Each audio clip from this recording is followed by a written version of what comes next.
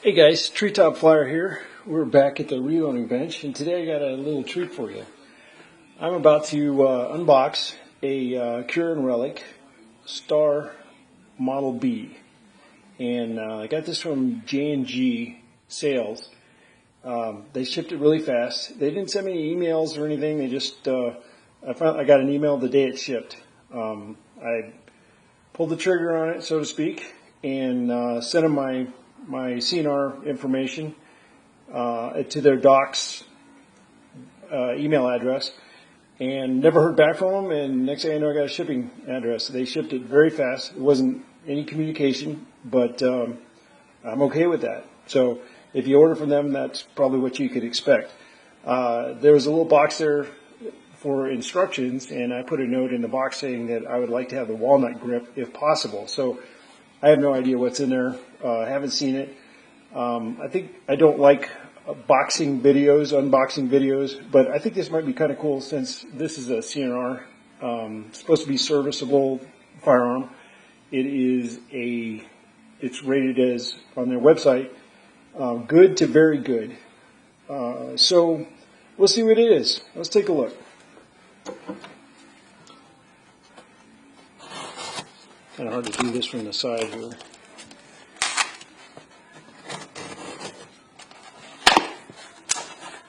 They shipped this 2-day, so 2-day express air. So I got it really fast, a lot faster than I expected. I've had stuff shipped other means before that didn't come in nearly that fast. This box is kind of peeps. Let's see if I can just come down here.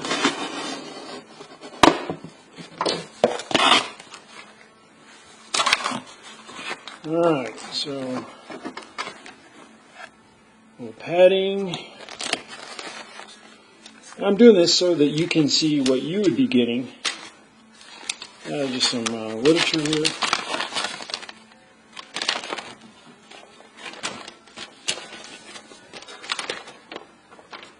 And a receipt. And we'll throw this off to the side and we'll keep going. Anyway, I'm doing this so that you can see what you would expect to get if you decide to pick one of these up for yourself. So there's one magazine.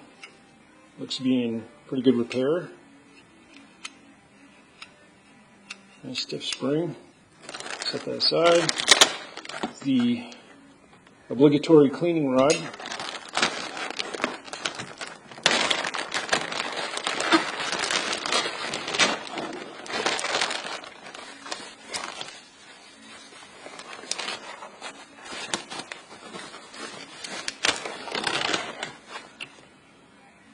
Okay, so here it is, no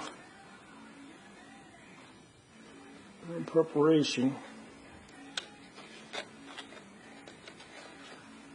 The bluing is not, let me get that down there where you can see it, that helps, huh?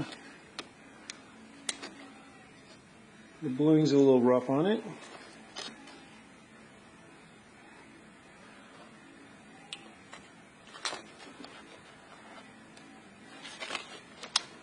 It has appear to have the 08 mark on it right here, if you can see that. I believe those were the German ones that were issued to the Germans. Obviously I didn't get the walnut grips, so there's that.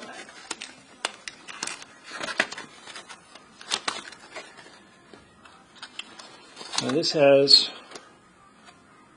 I'm not an expert on these, but you can see the extractor is a slightly different color. So this, I would say, is probably just at a quick glance, is a one of the Soviet captures. So I'm going to go ahead and drop the mag. Obviously it's got a barrel clear indicator. Go ahead and check. Chamber's empty, obviously. Yeah, bluing's a little rough on it. As expected, it's a surplus gun. This doesn't look to have been rearsenaled, even though it does have that different colored extractor. So I guess the Soviets took these back, took them all apart, threw them all in a vat, threw them all in cleaning vats and buckets, and then reassembled them, which was a kind of mistake on their part because these were built like 1911s. Individually, all the parts fit to each other. So they had some issues with that. They replaced these extractors, and that's why they come out in different color. Slide feels nice.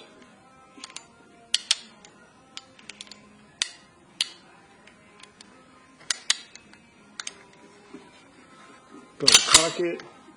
One of the issues they have is the safety doesn't engage when fully cocked. This one seems to be working okay. Another one, the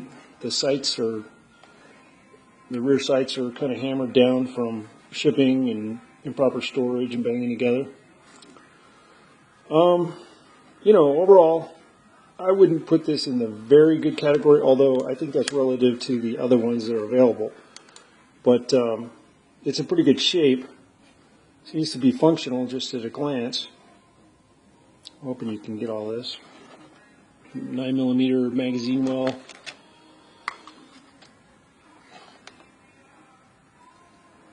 So I thought this was a pretty interesting piece. To my knowledge, they didn't make a whole lot of these. And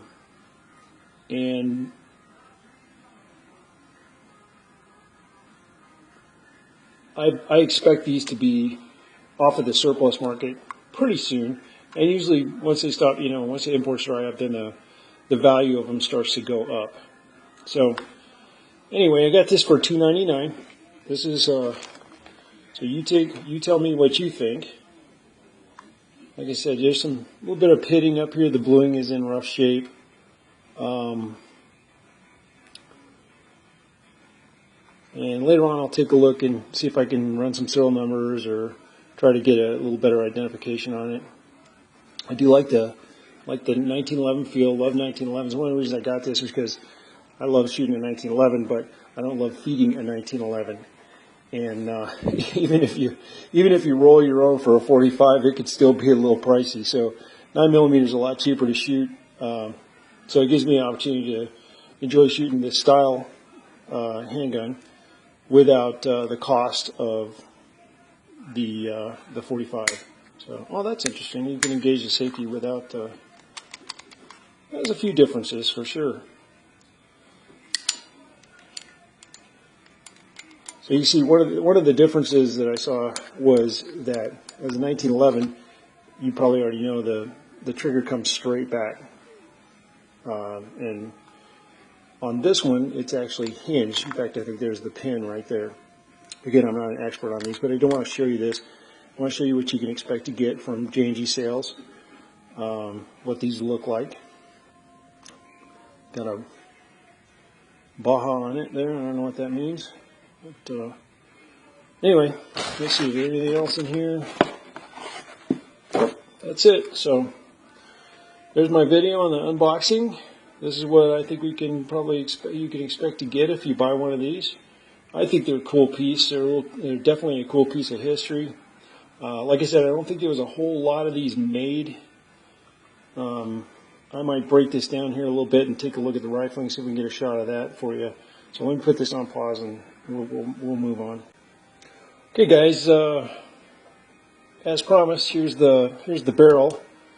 See the markings on the barrel. That's the Cal 08. I guess that's how they marked it for 9mm Luger or Parabellum and/or. So this is the condition of it. It has a feed ramp there. There's the barrel hood, and I don't know. Let's see if I can get you a shot of the.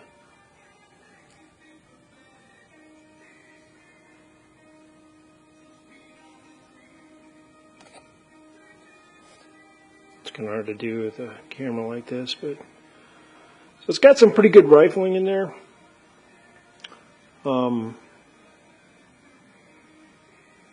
looks like a pretty fast twist, just at a glance.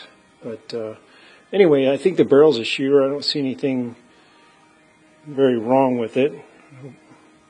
No idea if you guys are able to see that, but I'll show it to you anyway. And so that's where we're getting there. I've got a dummy around here, see, no primer. I'm going to drop that in so you can see the fit.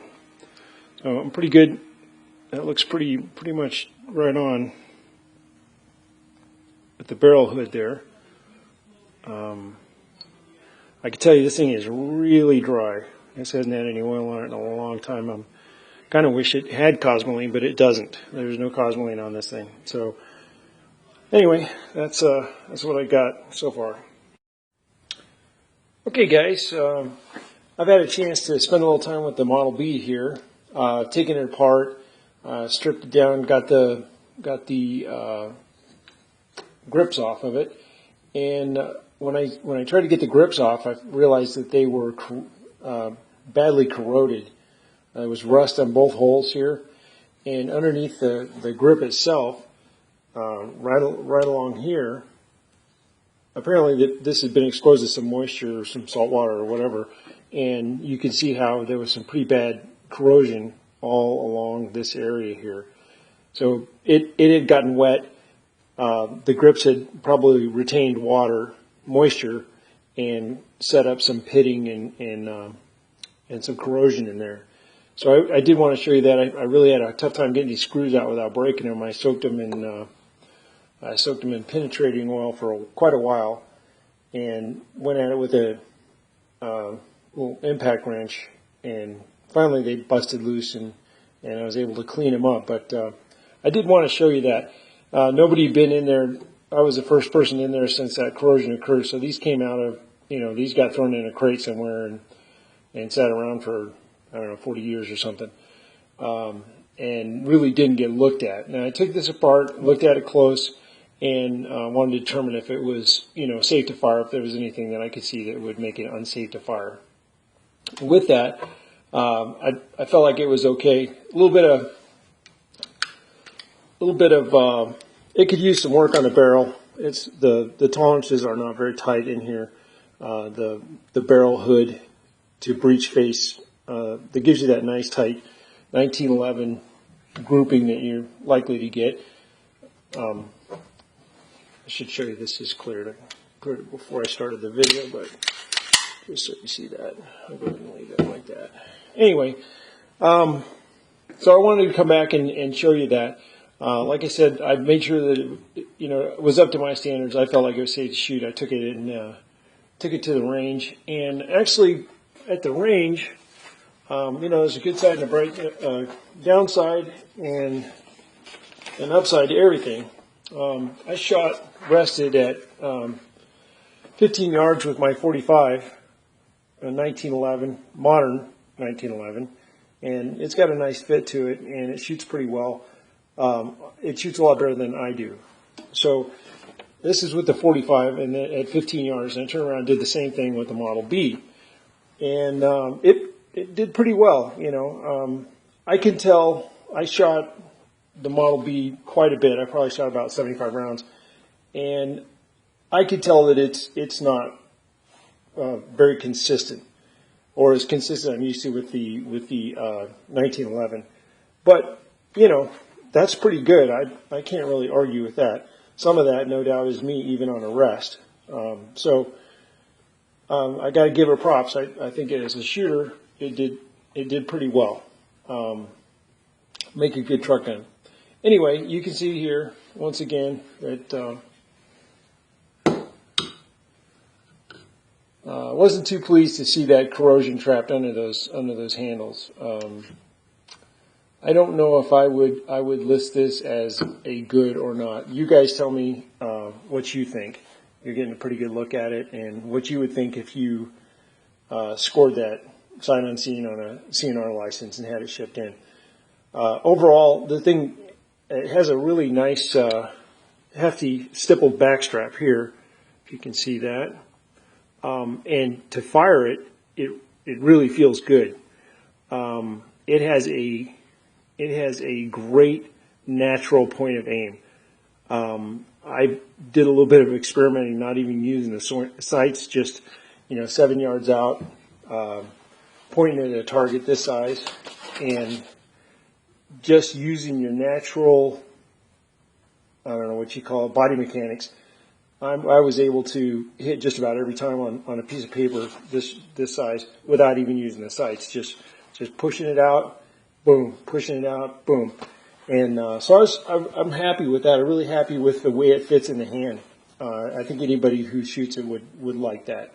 So I did want to say, if you see this again in a future video, I will probably clean this up. I'll probably take this down, strip it down, and re-blue it. I have a Swiss K31 rifle that I got. It was kind of as they were drying up, and it was something that was kind of on my bucket list of rifles to get. And I found one at a gun show somewhere and picked one up, and it was kind of rough, but it was an opportunity thing, so I grabbed it, and the price was right. And I took it out and shot it a few times, and it was in such bad shape, external, cosmetic shape, that it really didn't give me any satisfaction. And so some people say you should restore them, you shouldn't restore them, whatever. I went ahead and restored mine and re-blued it, to the best of my ability. I went back with the original shellac finish on it, and it's gorgeous. I think it's a stunner, and I get a lot of looks on it when I take it to the range. So to me, if it doesn't give me pleasure or I don't feel good, I don't enjoy shooting it, carrying it, whatever, then what's the point? So anyway, so I guess maybe I'm not a purist, but I'll let you guys be the judge of that. This thing needs a little TLC to put it back to its original state, and I will probably do that. I'm not going to change it up or put weld sights on it or something. Oh, one thing about the sights, they are not very good. They are hard to see. They're fairly low for a 1911. Let me get that. Let me give you a good look at this sucker.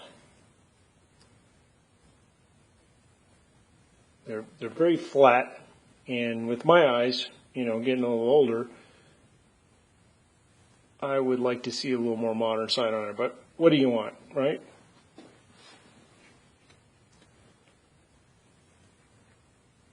Good look there.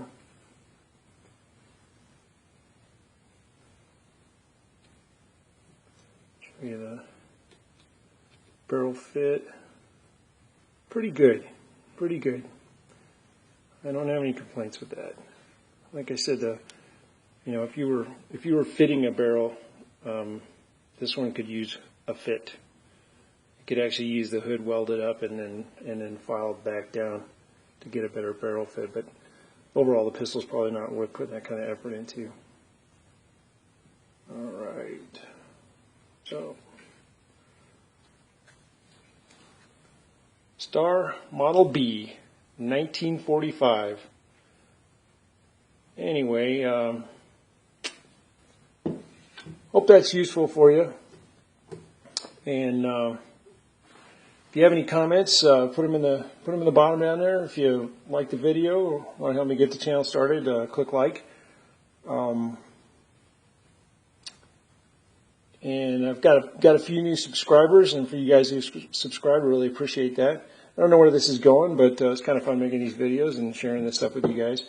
And like I said before in some of my other videos, I've benefited greatly from all the guys out there that have taken the time to do this stuff, so I thought I would give back. Anyway, take care, YouTube. Guys, be safe. Bye.